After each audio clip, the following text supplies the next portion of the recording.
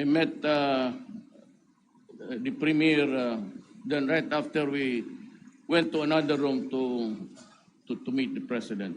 Separate talks, but dito sa isa hard sell, yung isa naman about the things that they have promised us. And I'm very happy that they are sincere and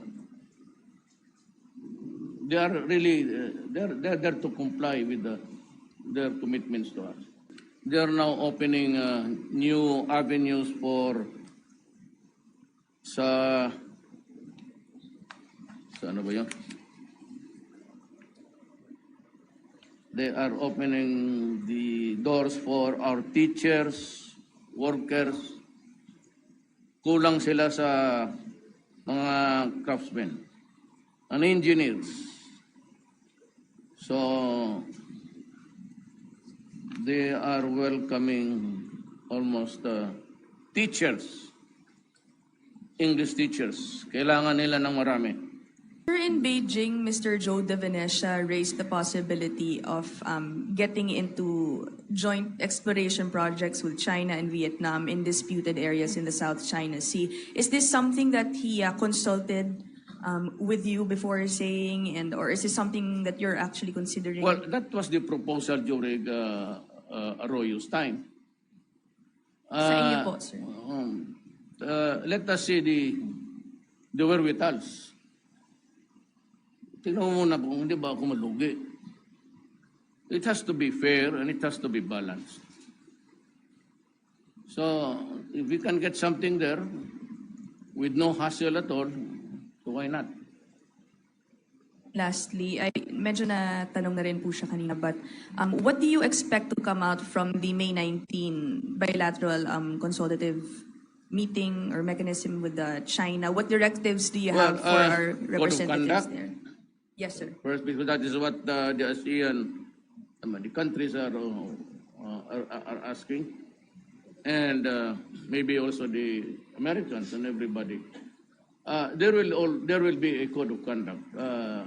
I will not speculate on how or to the dimension rather of the agreement. It has to be worked out. You've just been to Beijing, and then maybe on perhaps on May 19, there would be the start of bilateral talks concerning the discussions on the disputed area.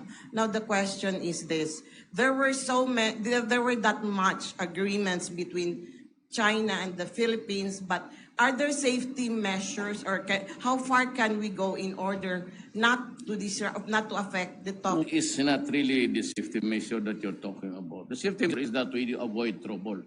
Yeah. We avoid violence and we avoid war because, frankly, we cannot afford it. And China cannot afford it also at this time. Masisira tayo po ng dalawa. Now, there is a dispute.